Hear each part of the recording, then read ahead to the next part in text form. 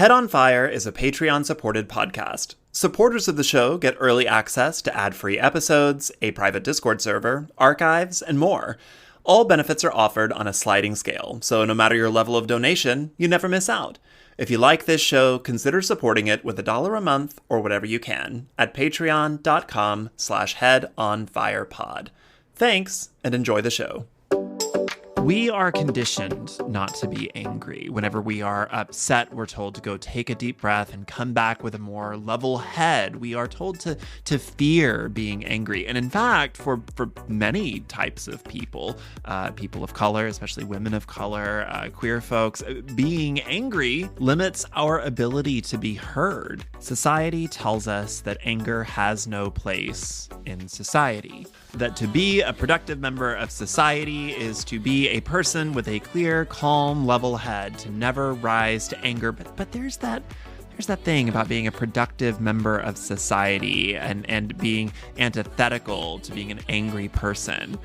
Because, see, I just read this study recently that says that anger actually might make you more productive. It actually might make you better at problem solving. If you need to do something hard, you should get a little riled up first.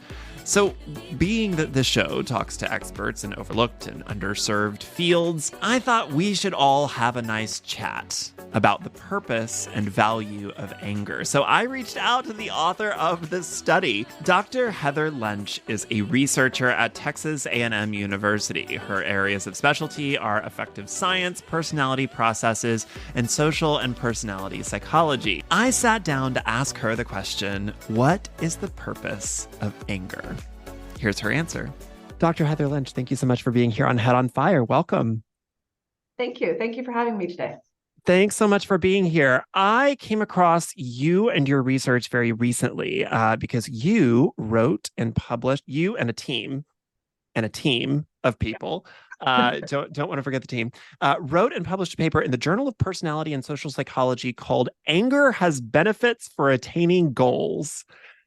And I found out about that because it was a joke on Wait, Wait, Don't Tell Me. So congratulations on achieving one of my personal lifetime goals of being a joke on Wait, Wait, Don't Tell Me. I missed the joke. I'll have to watch and catch up on that. So I'm just very curious. First of all, for people who don't know you or your work or listen to the Wait, Wait, Don't Tell Me skit, introduce yourself and your field of study, please. Sure. I'm Heather Lench. I'm a social psychologist by training, but I've entered what they call affective science, which is the study of emotion. I work at Texas A&M University in the Department of Psychological and Brain Sciences. And so I'm curious, what prompted the study? Why anger? So it's a really boring theoretical answer, actually. There's a class of theories on emotion called functional theories of emotion. And in those theories, emotions serve a purpose. So they help us to resolve particular situations in our environment. And we picked anger because there was a lot of correlational evidence already showing that anger was related to motivation and the anger was related to outcomes that seemed helpful. And it's also an emotion that most people find negative, right? So most of us don't want to feel angry. And so that's why we picked anger. I was really interested in that part of the paper because you kind of spent some time, and I wasn't used to seeing that kind of very direct discussion in a journal publication about saying, like, we picked this partly because we are told to avoid this. So we wanted to figure out, like, why we're told to avoid something that might actually have some kind of use. So I was really interested in that. Could I maybe ask about you or your research group's personal history with being told not to feel angry? I haven't reflected on that very much, but really? So usually the message to young girls in particular is not to feel angry, and so I'm sure that was part of my upbringing as well. Yeah. So, what walk me through the study? I know that there were 6 different kind of experiments that you guys performed and wrote about. Is that right? So, walk me through the study. What did you guys experiment on? So we did use an experimental approach. So we brought people into the laboratory and we assigned them to conditions randomly. Some of the people were assigned to the anger condition and some to a neutral condition and the different emotion conditions.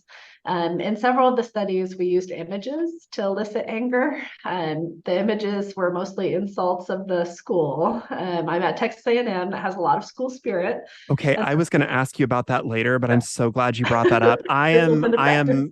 I also graduated with a degree in social science, and I am just kind of a research methods nut. And I was down there, like in your footnotes, deep down in the footnotes of what images you guys used to elicit your various emotional responses. And I just have to say, so like, okay, for sad, pelican covered in oil, man and woman hugging in hospital corridor, girl crunched by cement wall, amusement, there was cute kitten with frog hat, puppy that appears to be smiling. Desire was one. You guys had a lot of like food in that one, lots of chocolate. But when it came to anger, it was a lot of insults about the college and specifically about the football team. And as somebody from Texas, I laughed out. I don't think I've ever laughed out loud at a footnote before, but I guffawed. Where did that come from? Well, there wasn't a good set. There's a standard set of images that can be used for many emotions. It's good for sadness, it's good for neutral, but there was nothing for anger. And we thought that it probably had to be specific to the population. So you created the anger images. Football, we did. We pulled them from the internet mostly. So they were already out there. That's fantastic.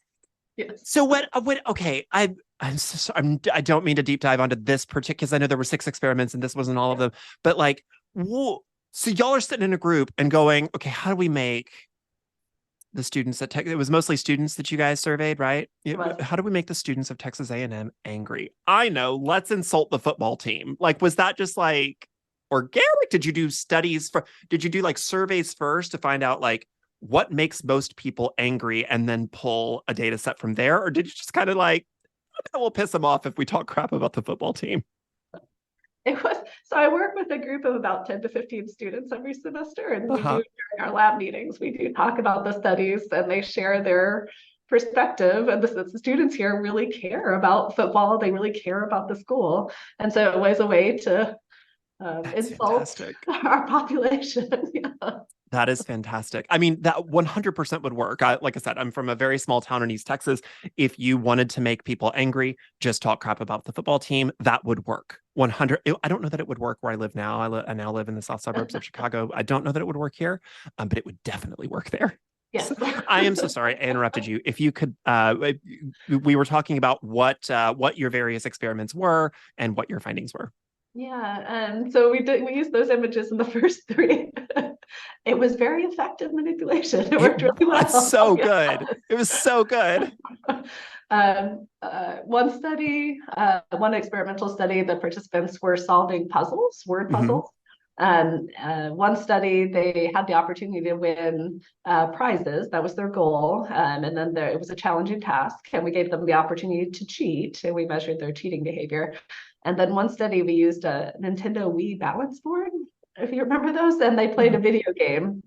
They played 2 video games about skiing. One was a challenging game where you had to avoid poles, and one was an easy game where you just jump. And in those studies, we found that anger did improve performance outcomes compared to neutral when there was a challenge.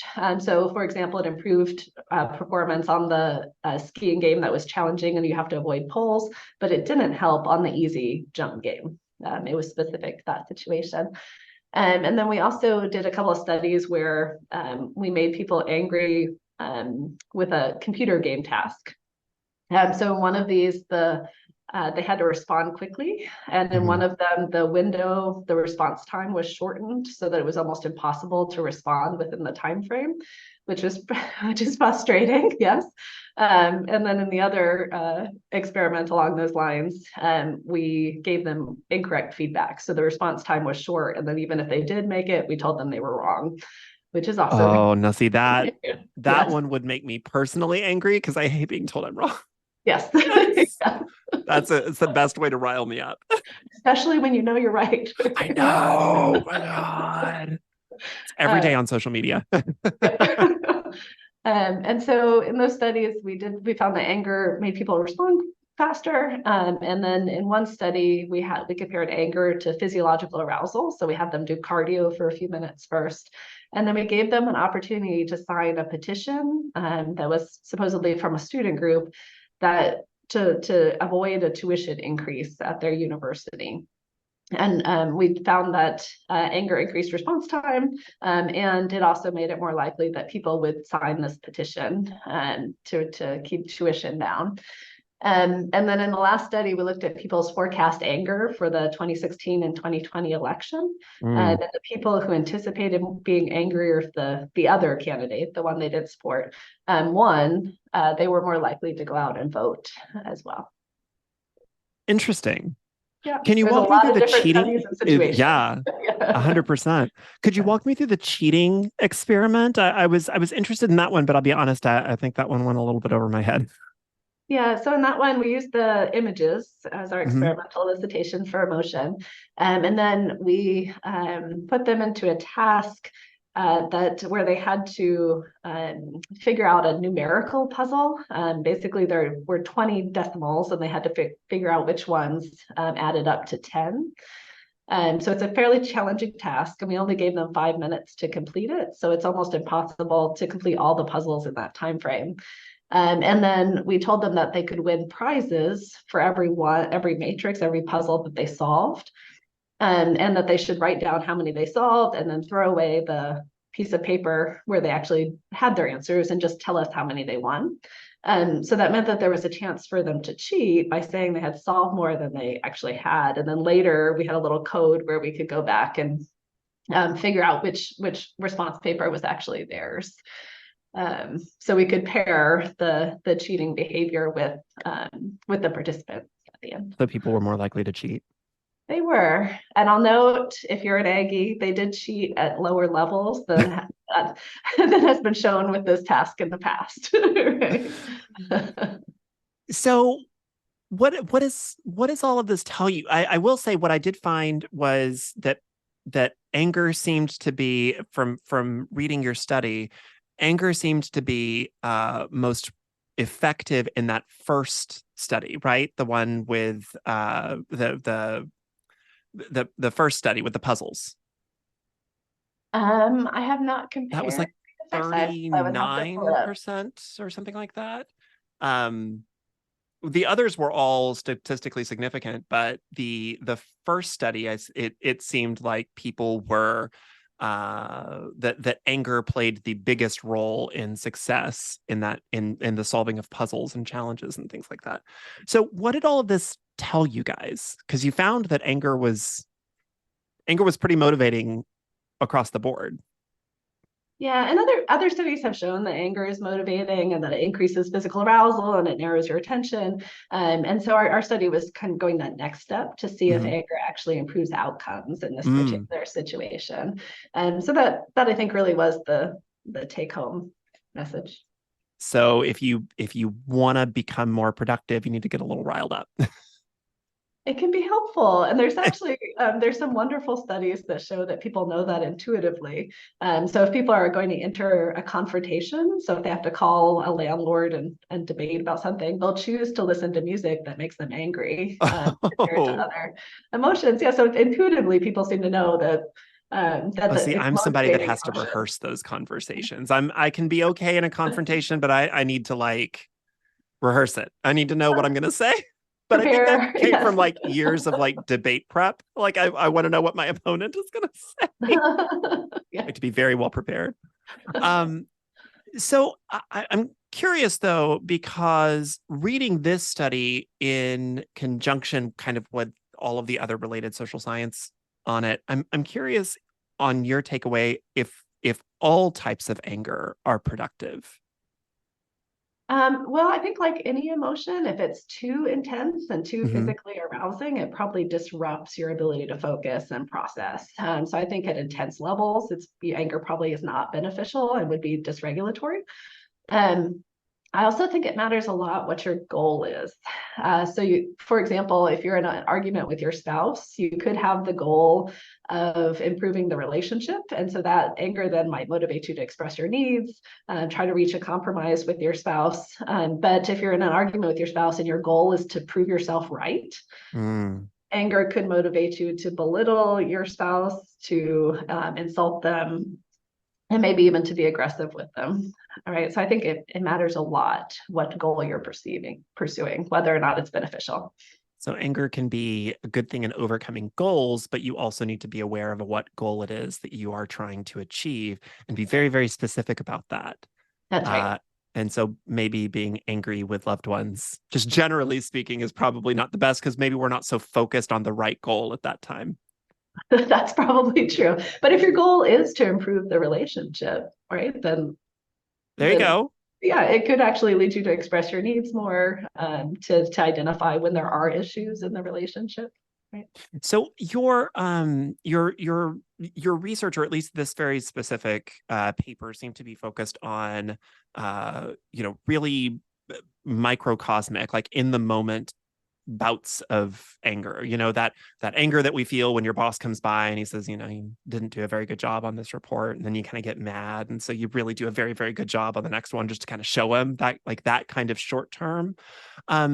Have you guys done any research, or what is your understanding of any research that might be out there about prolonged emotional states, like prolonged anger, prolonged sadness, like a prolonged emotional state? And that could be days, could be weeks. So a prolonged state that's disruptive could qualify for a psychiatric disorder, right? So Mm-hmm. if you're experiencing frequent anger and it's impairing your relationships or your ability to perform at work, and then that could qualify for as a disorder, because it's having such a negative impact on your life. And there's also some evidence showing that the physiological arousal that comes with anger can be costly for your health, right? Because your body's constantly in that state of fight or flight, constantly aroused, and that over time, especially, can take a toll.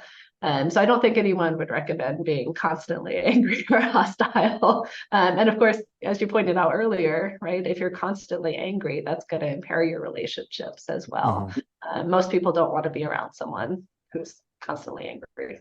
So you're not just like constantly high achieving, you might just burn out, quite physically burn out. Yes. So I'm curious about the purpose of emotions. Like, you were talking about this functionalist theory of emotions. Is there really some kind of function or use for all of them? I have felt what I feel like are some unnecessary emotions at times. So, like, is there really a function or use for everything that we feel? Well, so the theory is based on evolutionary theories. Mm-hmm. And so the idea is that there, at least for basic emotions that appear to have evolved early and seem to be based on adaptations, that they should serve a purpose. And that's why they're seen across humans, across cultures, et cetera.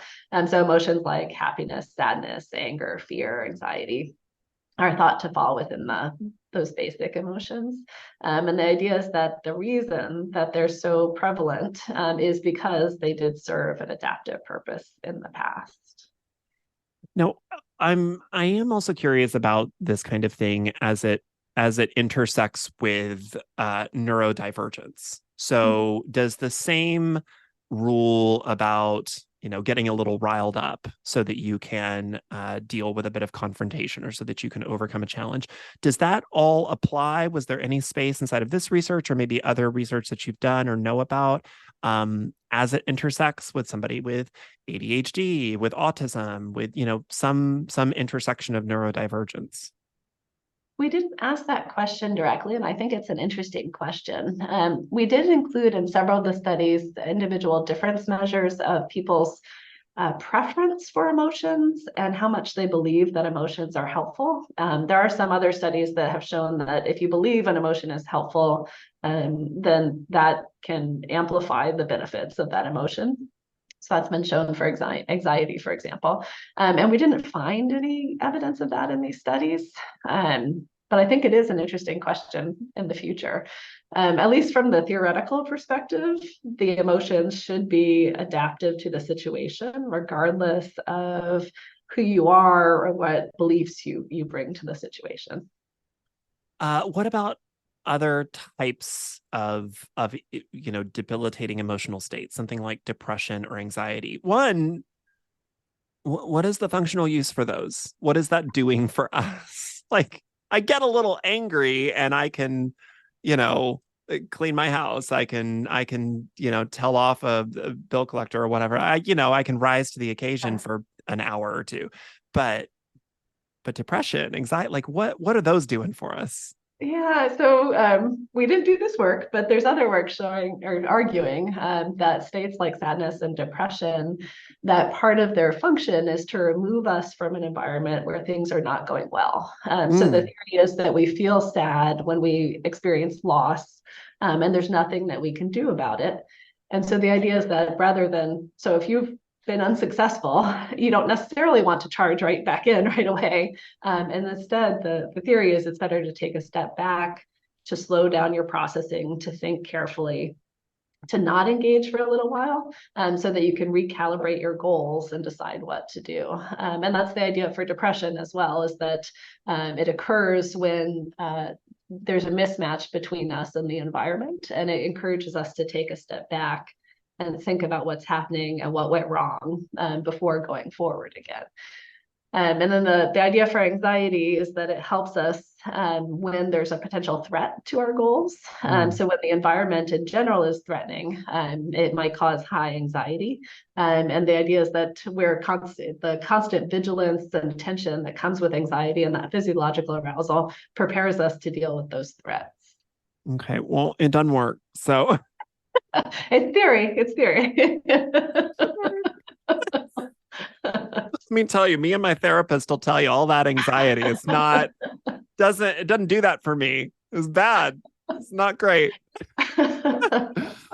So I am a bit curious. So I do want to clarify a point. When I've seen this study and other research like it talked about online, some people will be like, "Oh yeah, of course, everybody knows that.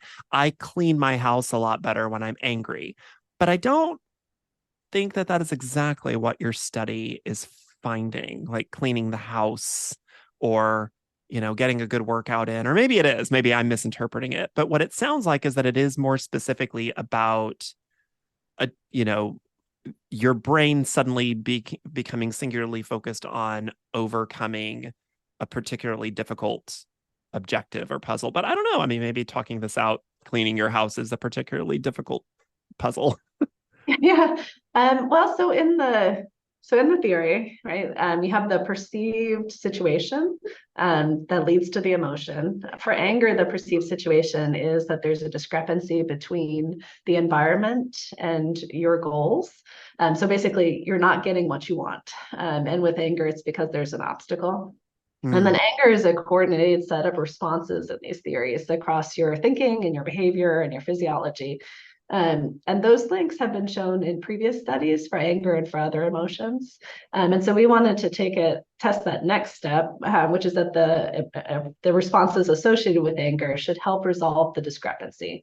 And so they should help you attain your goal, even in the presence of an obstacle.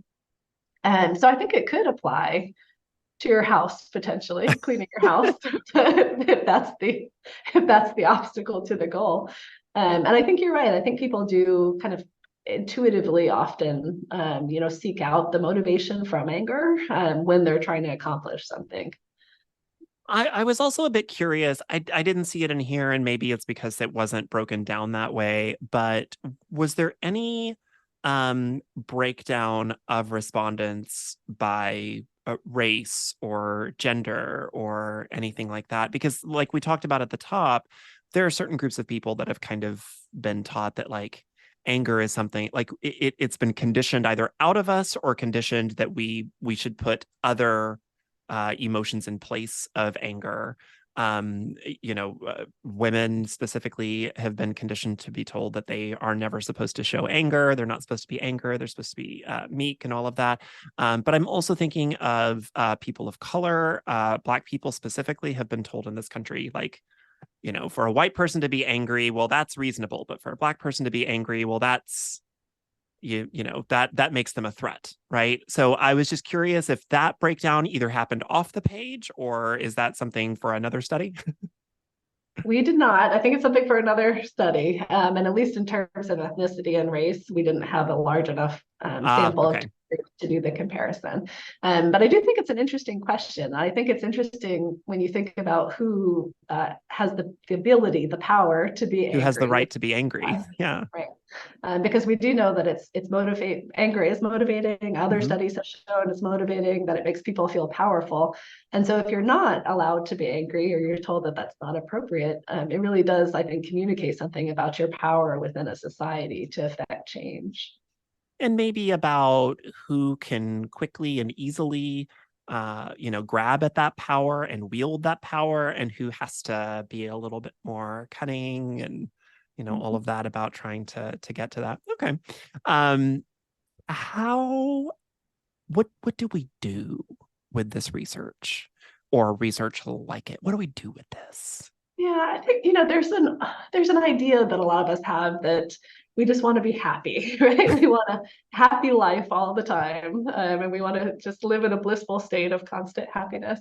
I think this research, and lots of other research as well, you suggest that life really isn't about being constantly happy. It is about a mix of emotional experiences, and that's part of our life, right? That's part of being human, is having this mix of positive and negative emotional responses.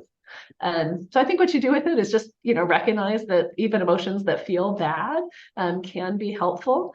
And they're all a sign that you should pay attention to something, that something important is happening. And so if you feel an emotion, you don't want to just squash it down. You want to figure out what's happening and why you're feeling that way. So I know that you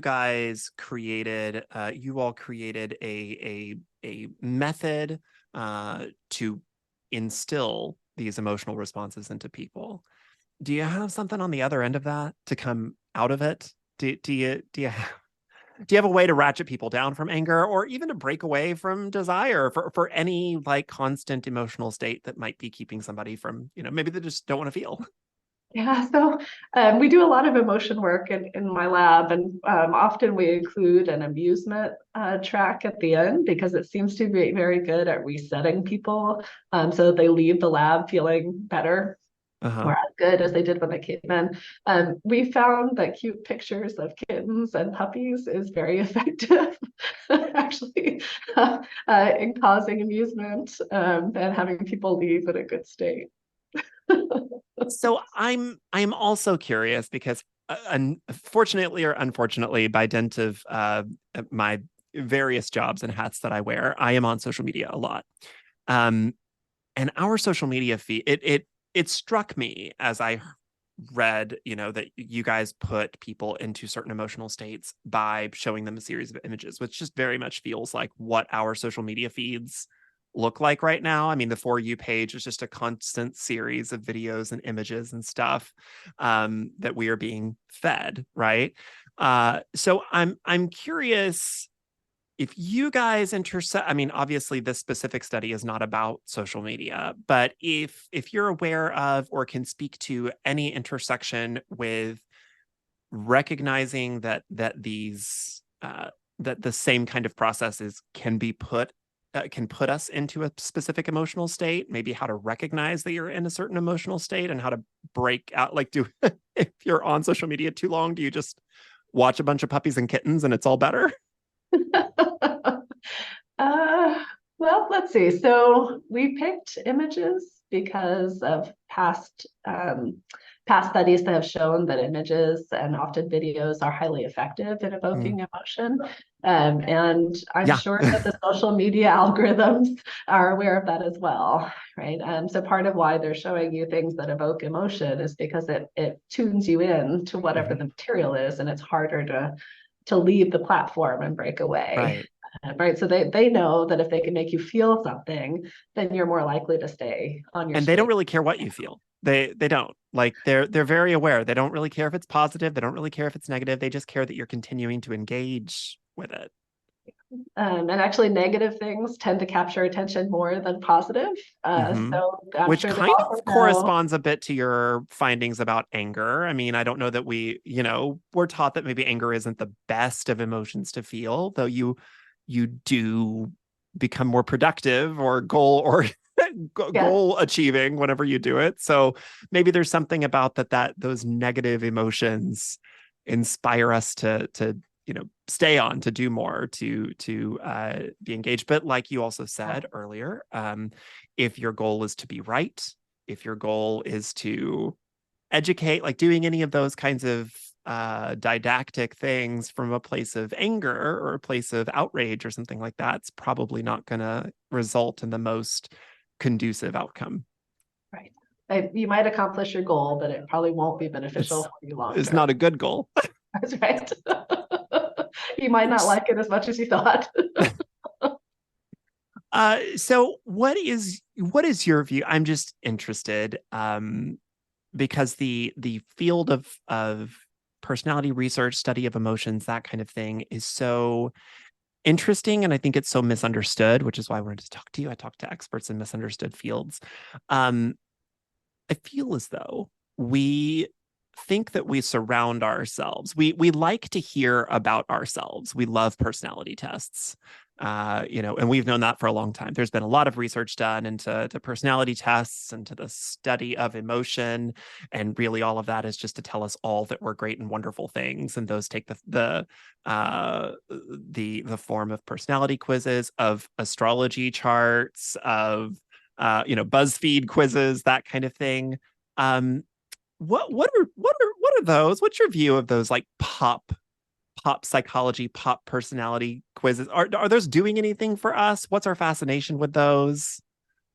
So just my opinion. Yes, just your Um, opinion.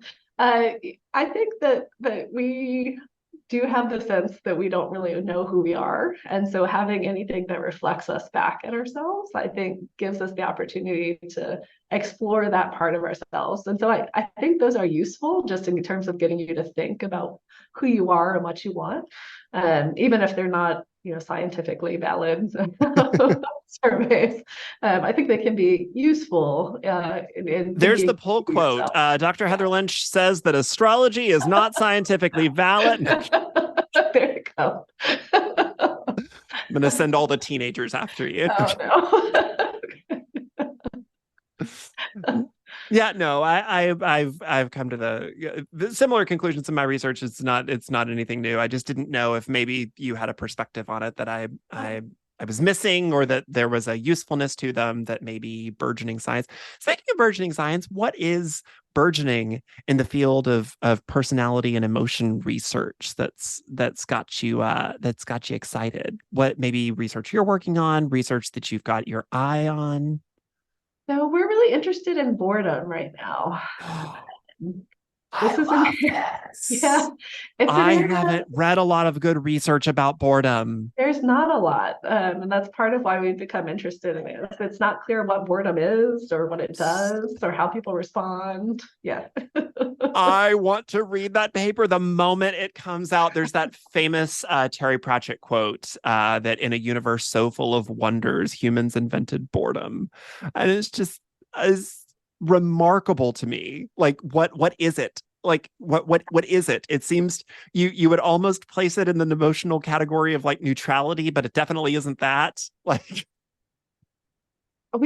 Yes. So we don't know yet, but we're actually thinking that boredom might come when you feel neutral, that it might be the stick that kind of prompts you to get away from feeling neutral and go and do something.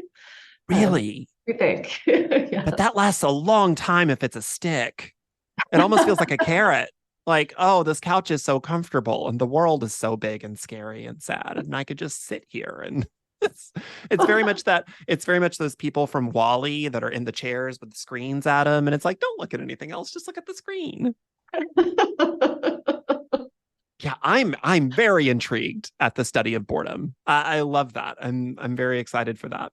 Um, Dr. Heather Lench, thank you so much. I know this was kind of a quick turnaround, but I appreciate you being on here and appreciate your discussion. Is there anything about anger or emotions that we didn't get to that nobody ever asks you, but you kind of wish they would? So something that people ask sometimes is what they should feel. And I say Oh, there's no right answer, right? You should feel a mix of emotions right, throughout your day. and also maybe it's a good warning sign if you don't feel a mix of emotions. If you're only feeling one thing all the time, get on that. Get that Yes. looked at. Seek Get out that some looked different at. situations, different people, different goals. Yes. Yeah, yeah.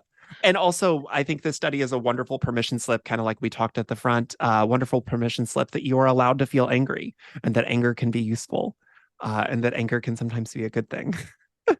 It's Alanis Morissette talked about that several years ago. She said, anger is a beautiful emotion, and I think that we should not, especially as women, be told not to feel that. So, well, thank you so much for being here. I wish you all of the puppies and the kittens and the soft smiling dogs that your feed can handle. If people would like to engage with you and your work, is there anywhere online that they can do that? Sure, it's emotionsciencelab.com is our website, or LinkedIn or Twitter as well. Well, fun. Well, thank you so much for being here. You have a good rest of your day. Thank you. And that's going to do it here for this episode of Head on Fire. My thanks to my guest, Dr. Heather Lench. Personally, I found it pretty affirming that science has proven that the reason I'm so productive is spite. If you like this show and you want to support it, there are a number of ways to help. Share it with your friends on social media. You could also like or rate the show 5 stars on Apple Podcasts or Spotify. And while you're there, consider leaving a review. Reviews help recommend the show to other listeners just like you. If you hate the ads at the beginning and end of each episode, consider joining my Patreon on a monthly basis. Patrons receive additional audio and video content, as well as archived episodes, a private Discord server, and fun little goodies along the way. Sign up at patreon.com/headonfirepod. And remember, you can do it for as little as $1 a month. Like it's very tiny. But like if everybody that listened to the show gave $1, this could be my full-time job many times over. If you'd like to connect with me on social media, I am at Head on Fire Pod everywhere. Thank you so much for tuning in and downloading the show. Thank you so much for sharing it. Thanks so much for following along with this crazy journey that we've had this year. It is not over yet, but we are winding down. I do want to hear from you. I think I might do a special little fun episode at the end of the year, maybe a Q&A. Would you guys like to do that? If you do, please remember that I do have an email address. It is contact@headonfirepod.com. I don't talk about it much because most of the time, if you guys want to get in touch with me, just do that via DM. But maybe we'll do a little Q&A. So if you have any Qs and you want some As, email them to me. Anyways, thanks so much. Please remember to never stop seeking illumination like a man with his head on fire seeks water. Be well.